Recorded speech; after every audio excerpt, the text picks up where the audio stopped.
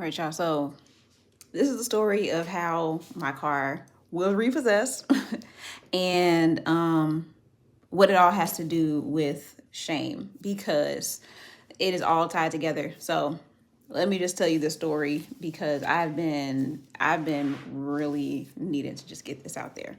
So this happened last year. It is 4 a.m. and my mom comes into the room and she wakes me up and she's like, Jada, they're coming to get your car. You need to go ahead and get out there and get whatever you need from out of your car. And so I get up and I'm like half sleep. And I'm like, hurry up and putting on clothes so I can go out to the door. And I see, and it was like one of my biggest fears at the time.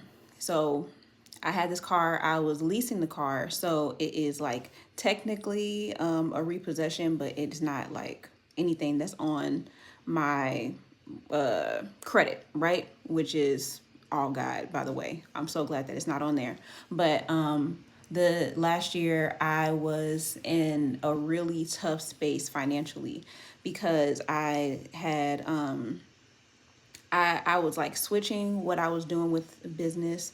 I'm fully self-employed at this point, and I was just struggling, like really trying to figure out what am I supposed to do business wise, and having a really hard time. And so because of the challenges that I was having, I mean, I was trying to do Lyft, I was trying to do Uber Eats, like I was trying to do it all to trying to earn some extra money, and it just was not like it was not it.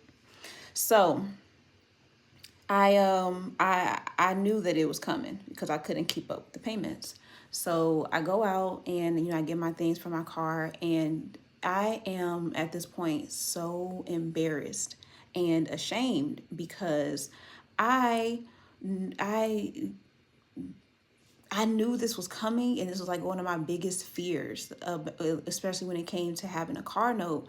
It's like I don't want to get to a place where I can't afford this car, because then what am I going to do? You know what I'm saying?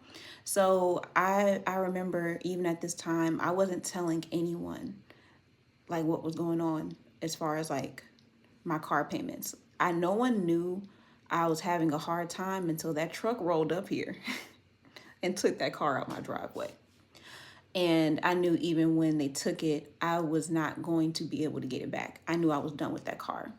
And so when the car was taken, the next day, I knew that like God reassured me in that time that I was going to be given a new car, and it was not just going to be like any like rinky dink car. Like I was going to be. It was basically something being taken for me to get even better.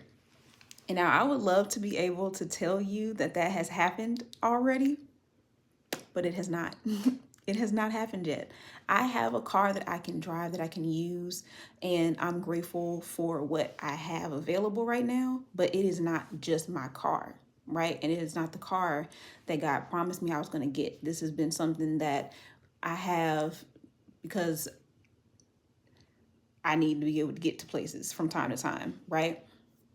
And so one of the things that I realize even now is like I didn't want to tell people what happened. When it first happened, I told a very like a select few people who I felt comfortable with and who I felt like I could trust them with this vulnerable side of me, because again, y'all, I was embarrassed. Like, how am I over here talking about being an entrepreneur and having a business and I can't afford my car? Like, like let's keep it real. Like, who would want to listen to someone like that? Who would want to follow somebody like that? And so that just made me feel like, I mean, like, I'm like a fraud. Like, who are you? And so it felt really, I just felt so much shame and embarrassment from this whole situation. And so even like today, I realized like I don't talk about this much. Like I don't tell a lot of people the whole situation with my car because of the shame that I still feel about it. Like the embarrassment that I still feel about it.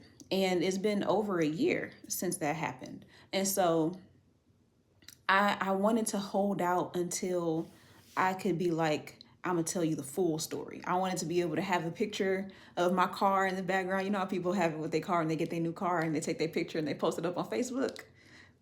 That's what I wanted to have. I wanted to be able to say that was me. And I wanted to be able to come on here and tell you that that's what was happening. But God really let me know it's important to talk about it now. It's important to talk about it now because of the shame that is still attached to it. And I told y'all when I first started this, when I started this 21-day challenge, that the biggest thing for me right now is that I have to purge, like I have to detox all of this stuff that I have still been holding on to. And one of those things is the shame and the guilt for the way that things have unfolded for me financially. I can be vulnerable about a lot of things. It is like a superpower. Sometimes I'm honest by accident. I didn't even want to tell you that, but I told you anyway. You know, like that's just how I'm wired. But this is something that I have kept very close to my heart because of that reason, the shame and the fear of what will people say if they learned that this is what happened to me.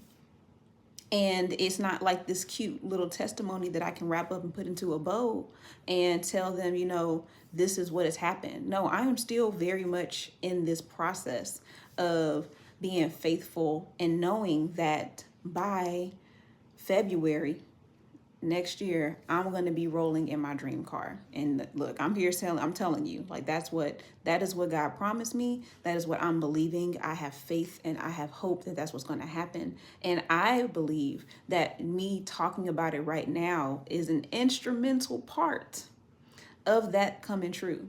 But that's not the point of this. I told you earlier that I was going to tell you why this story is connected to shame and why that shame is so important. So it was really like coming to me how shame keeps us quiet. Yeah, I have this written down, so that's what I'm looking over. Shame keeps us quiet and it keeps us suffering alone, which leads to us being isolated and feeling hopeless.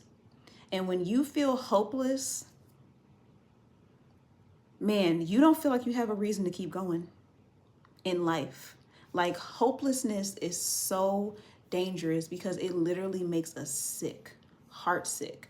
It distorts everything that we see. It taints every good thing. It makes it something negative because our heart is so jaded and hard and focused on what we don't have. And so I want to make sure that, for one, I'm leading by example and sharing the thing that has been one of my biggest areas of shame. Because it is. But I know that, I know the saying, like, closed mouths don't get fed, because they don't. They don't. Like, you have to talk about it and you have to be able to speak so that you can heal from this. And what me losing my car was really tied to was me choosing to suffer in silence, not ask for help because of my pride and fear of what people would think if I needed the help, fear of how I would be perceived.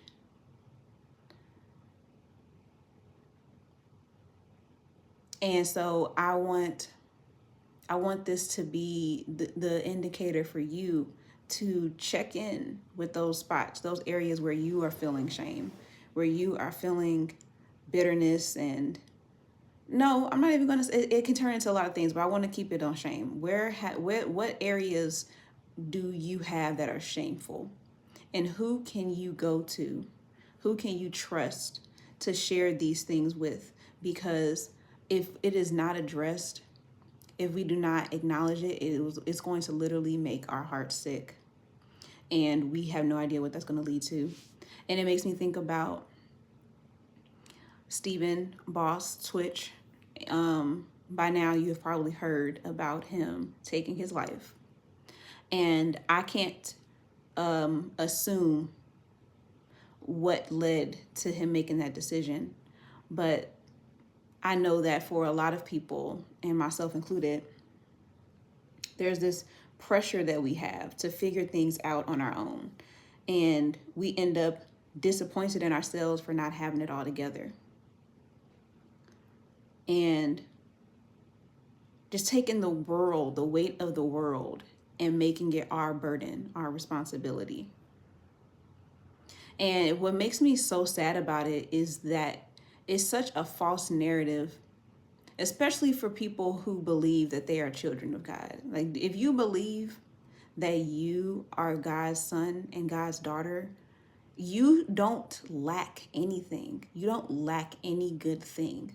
You are able to go to Him for provision, for guidance, for wisdom, for support, for love. Like, we have that access, and it is not gender specific. Even when you think about kids, like boys and girls, my son has no problem telling me what he wants. He doesn't. He has no problem telling me what he wants and what he needs. And even as we get older, that is still the case when it comes to our relationship with God. We don't have to be afraid to ask Him for what we need.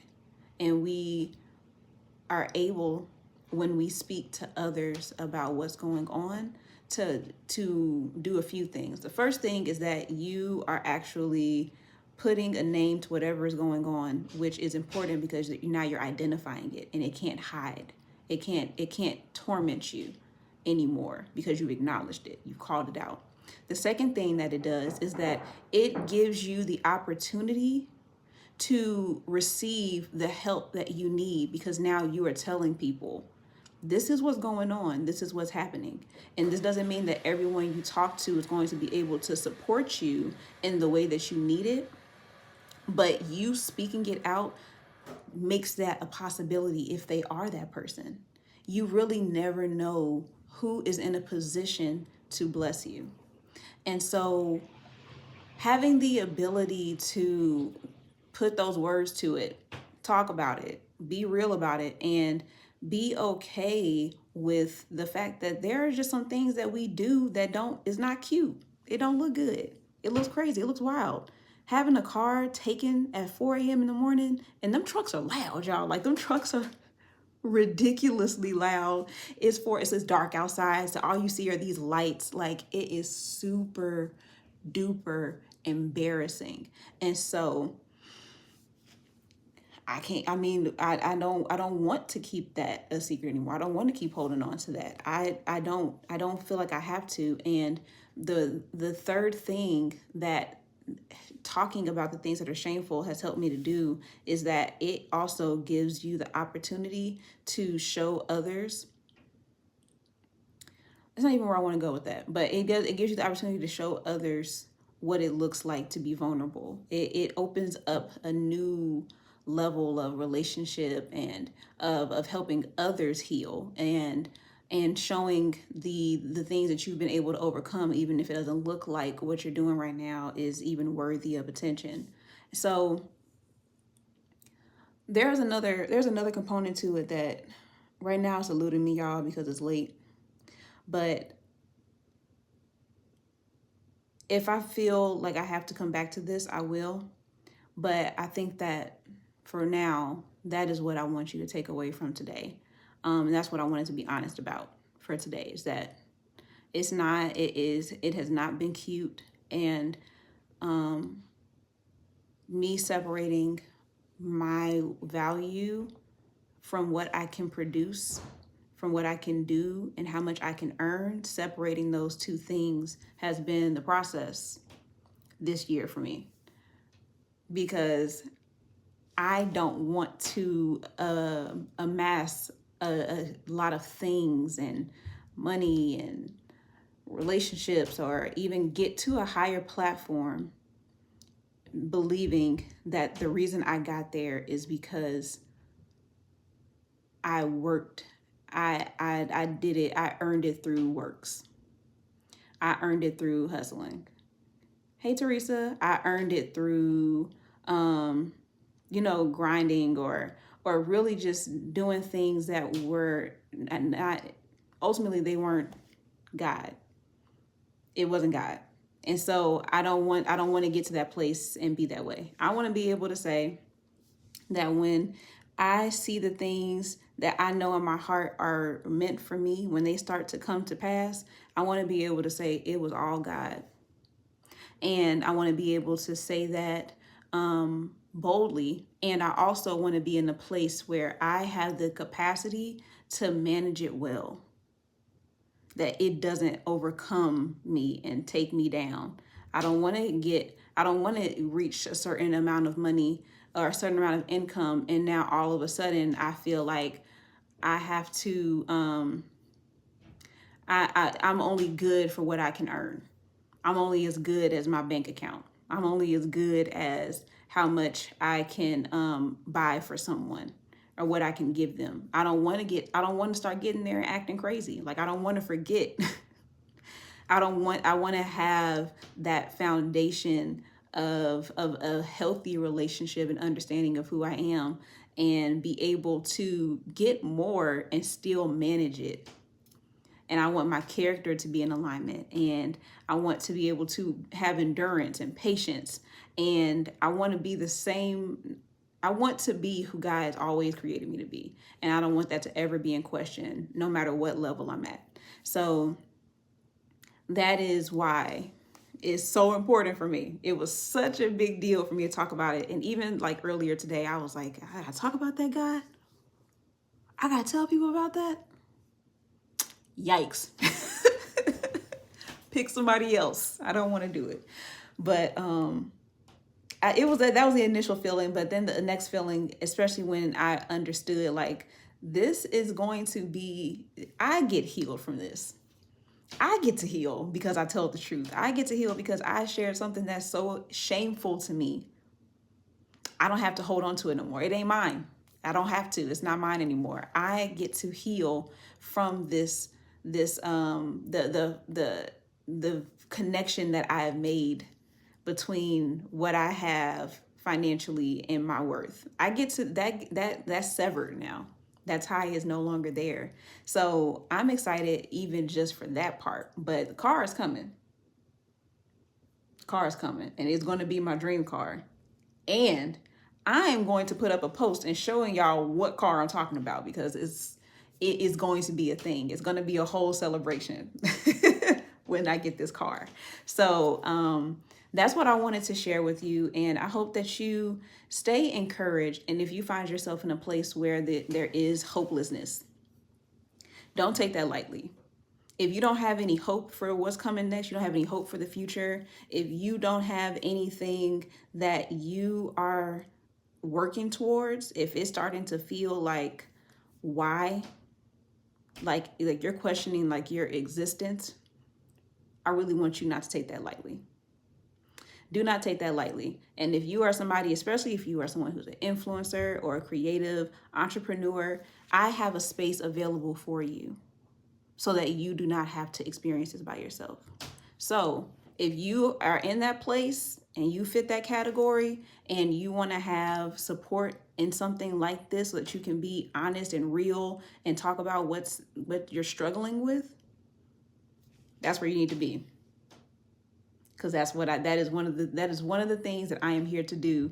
Not only because I was created to do it, I was made for it, but also because I've gone through it.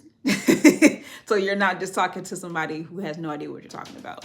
So that is available for you, and I'm offering that invitation. I would love to have you there because I don't want to see more headlines like we woke up to today.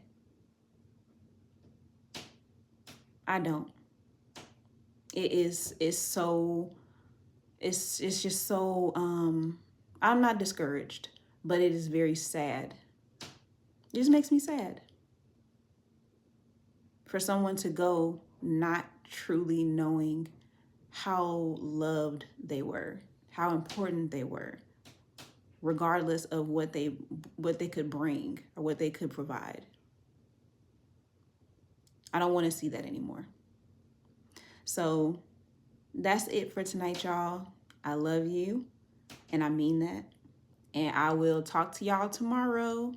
It may be 10 o'clock. I might have to do it earlier. because I'm sleepy and I played myself today. But I will try to schedule it out and honor the time that I set. All right. So I will talk to you all later. Good night. See you soon.